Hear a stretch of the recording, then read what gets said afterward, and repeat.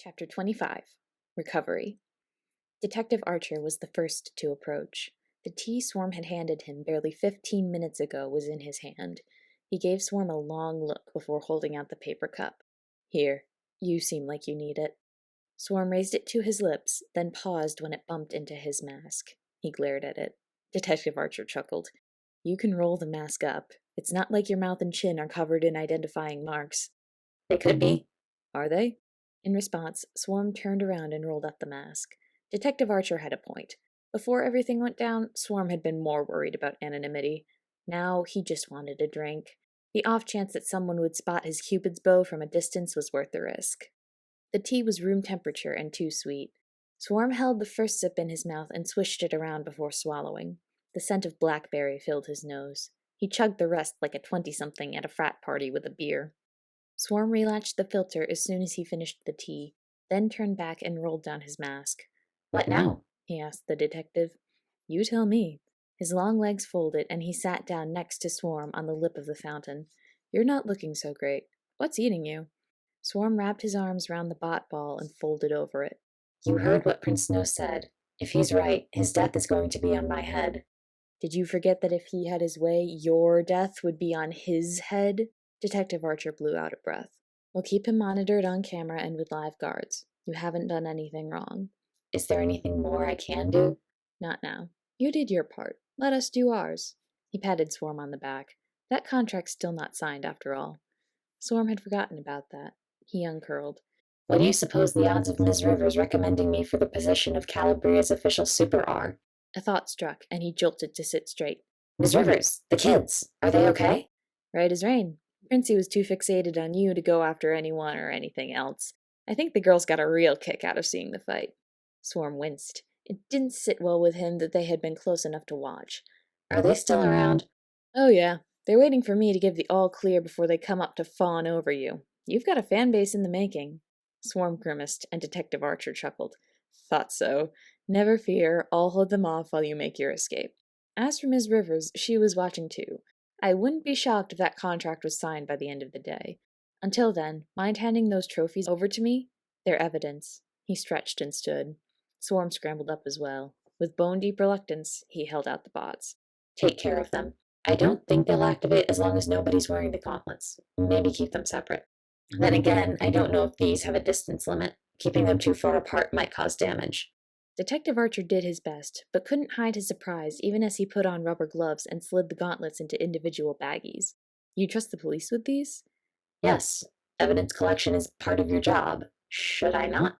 No, you can. He took the bot ball quickly, as though not trusting Swarm to keep his mind made up. I'll get these back to you once you've been officialized. If we ever find where the stuff that vanished from Lord Static's body went, we'll get that to you too. Oops, that. Probably better he didn't know the crown and belt were hidden in Sana's dresser. They'd show up at the police department later in an unmarked box. You don't have the thing that made his face look all washed out? I don't think it was a power. Most weapons are standard humans under their tech. Detective Archer jerked his head towards the squad of cops milling around by the coffee shop. Swarm followed him when he headed that way. No, it's gone. Any ideas where it went?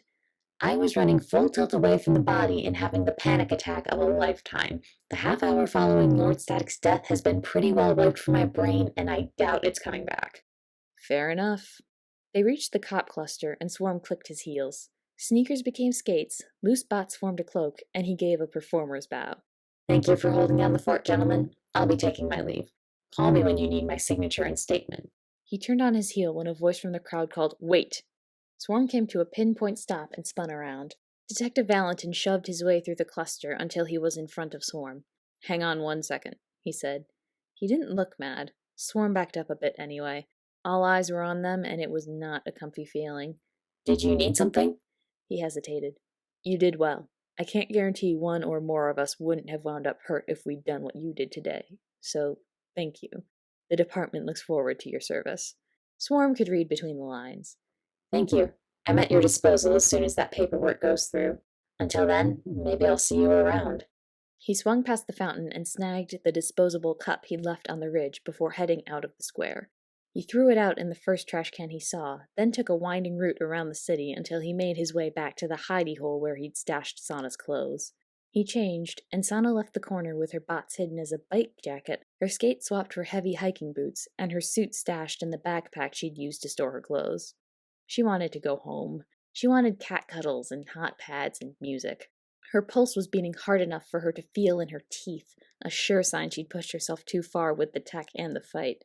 Swarm's affected energy couldn't sustain her, and her whole body felt like an exposed wire. Walking hurt, especially the ankle Prince Snow's whip had caught earlier. She really needed to put some antiseptic on that before it got infected. Who knew how many birds had pooped in that fountain? She made it home and dredged up enough energy to wash off the welt. The process involved lots of painful contortion, and the water from the bathroom sink stung the exposed flesh. Still, she got the injury washed and the blood wiped away. One smear of antiseptic cream and slapped-on bandage later, she flopped backwards onto the sofa and let the cushions claim her. She didn't rest so much as stop thinking. Fred wandered by and claimed his spot on her chest quickly. That brought her back, and he started purring when she scratched down the black stripe that ran from between his shoulder blades to the tip of his tail. Eventually, his purrs gave way to silence, then little snores. Sana matched her breathing to his and let the texture of his fur soothe her frayed nerves. Her dad came home eventually. He didn't notice she was home until he rounded the couch and saw her. A little wheedling later, and Sana's head was in his lap. The shifting had woken Brett up, but he settled back down with a few scritches. Sana's dad carding through her hair had Sana melting too. After a little while, her dad pulled out his phone. He must not have known about Prince Snow's arrest yet. Sana was seized by the urge to make mischief. "Hey, Dad?" "Yes?" He put his phone down to give her attention. She grinned at him. "I want to tell you a secret." "It won't be a secret anymore if you tell it to me." "It's okay. It's not a big secret." He smiled, getting into the game. "All right then. I'm all ears." She sat halfway up and said in a stage whisper, "I got a supervillain arrested today," then flopped back down and asked, "Are you proud of me?" That was too much movement for Bread, who finally leapt off Sana's chest. He stalked off. Sana barely paid him any mind.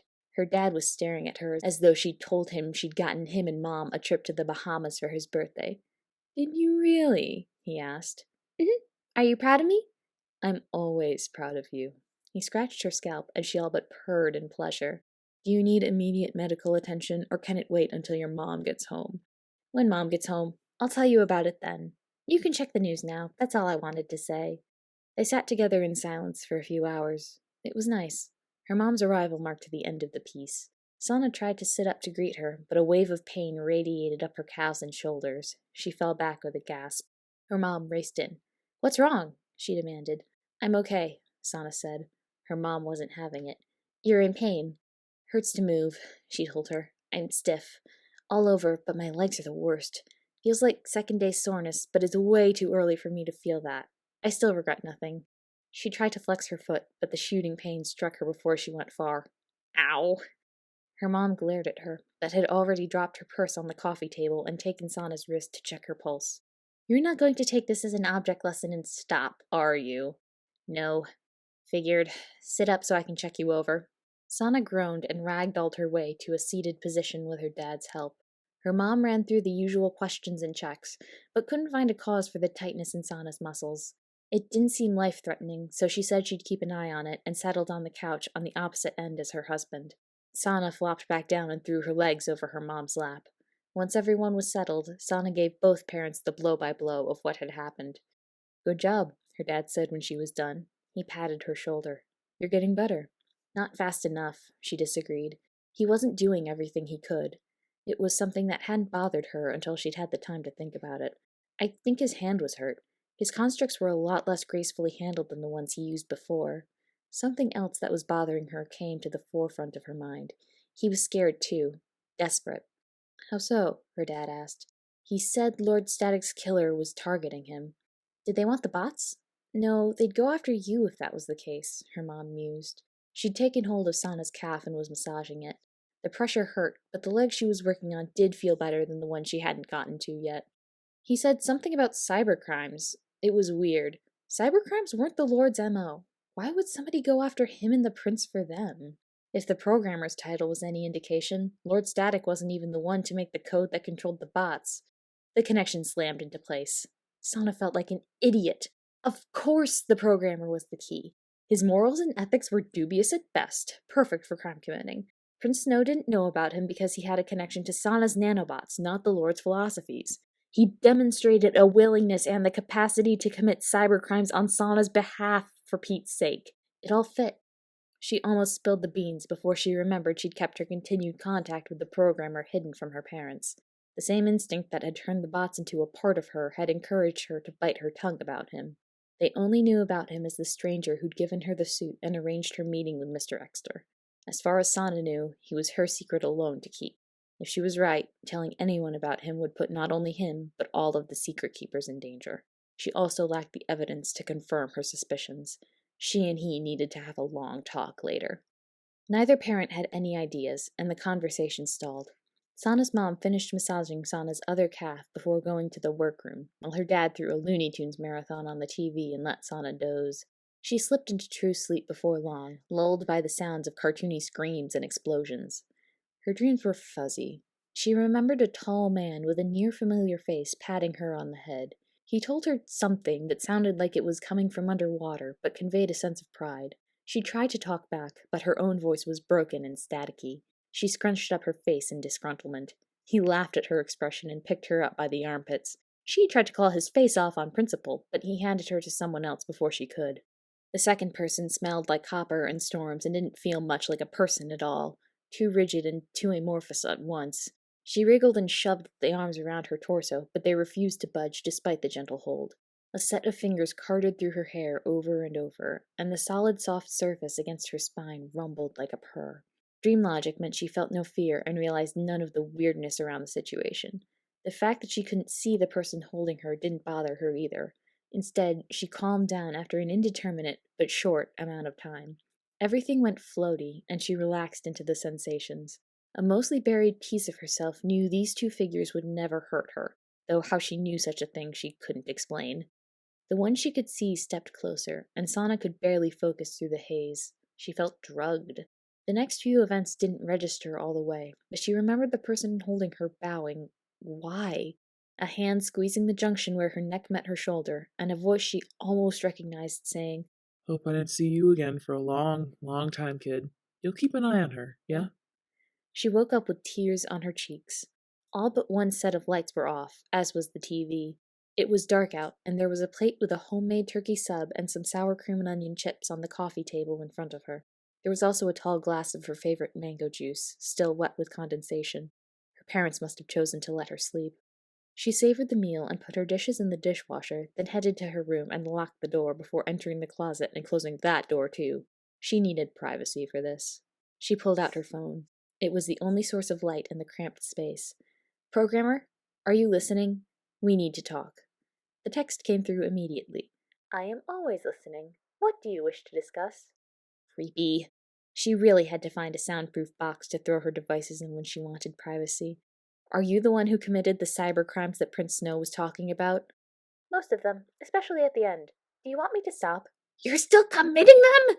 It came out from between her teeth in a barely repressed hiss. "Yes, though I have changed the system I use to make it more reliant upon technically legal methods.